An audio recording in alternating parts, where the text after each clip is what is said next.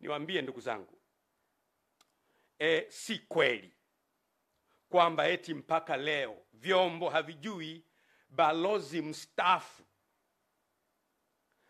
mwenezi wa Chama cha Mapinduzi Taifa mstaafu, mjumbe wa kamati kuu ya Chama cha Mapinduzi mstaafu, mjumbe wa halmashauri kuu ya CCM mstaafu, Balozi Polepole, eti vyombo vyote havijui iko wapi.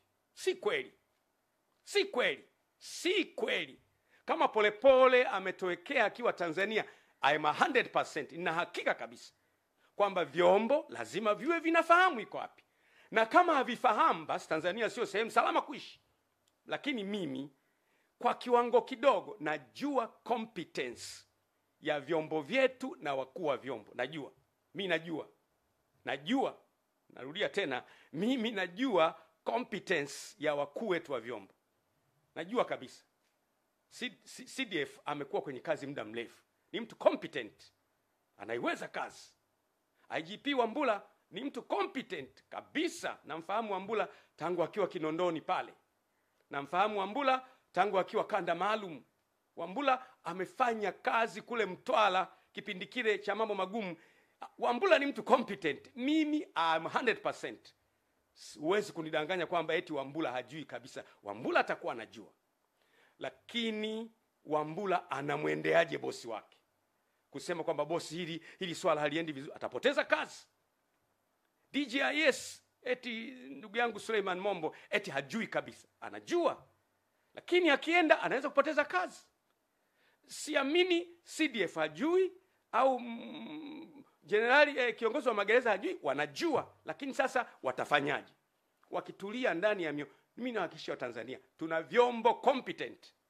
Kwa swala la vyombo tu ni competent, lakini hatujapata a mechanism ya kuwalinda hao wakuu wa vyombo ili na wao watulindie nchi yetu. Kwa hiyo muda unakuja na siku moja itafika. Mimi nasema siku moja itakuja tu ambayo tutapata namna ya wakuu wa vyombo kuwalinda, watulindie nchi yetu na maono yetu. Ndugu zangu, my countrymen, kama tusipofanikiwa kuilinda nchi yetu, ipo siku nchi yetu njema tutaipoteza. Kwa sababu motive ya mgombea yote ni kushinda uchaguzi. Hata ningekuwa mimi, motive ya mgombea yote ni kushinda uchaguzi. Na anaweza kutumia njia ambazo zina damage nchi ili ashinde uchaguzi. Lakini motive ya nyie wakuu wa vyombo na vyombo vyetu ni kulinda nchi. Akija mtu mnamlinda, anamaliza, anaondoka. Anaingia kwa mujibu wa katiba, mnamlinda, anaondoka. Ndio wajibu wenu. Lakini itakapofika wakati tukaona aibu kusema juu ya mambo yanayohatarisha taifa, kuna siku tutakuwa na wakati mgumu sana. Ndugu zangu, ninyi wakuu wa vyombo ni binadamu. Niruhusini niongee na nyie. Si nyie mnayoendesha haya mambo ya utekaji, si nyie. Wala sio vyombo vyenu. Si nyie wala sio vyombo vyenu vinavyoendesha mambo ya utekaji.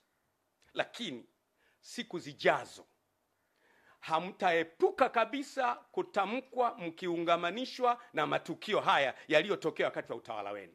Kwa mfano, watu watasema mwaka ule kipindi kile ambacho DJIS alikuwa fulani, miaka ile ambacho CDF alikuwa fulani, miaka ile ambacho mkuu wa jeshi wa polisi alikuwa fulani, miaka ile ambayo mkuu wa jeshi la magereza alikuwa fulani, miaka ile ambayo mkuu wa uhamiaji alikuwa fulani na mkuu wa jeshi alikuwa fulani, ndiyo miaka ile ambayo watu walitekwa sana. Hamwezi kukana kwamba si ninyi, lakini miaka ijayo historia itawarekodi kwamba ninyi mlipokuwa wakuu wa vyombo mambo haya yalitokea.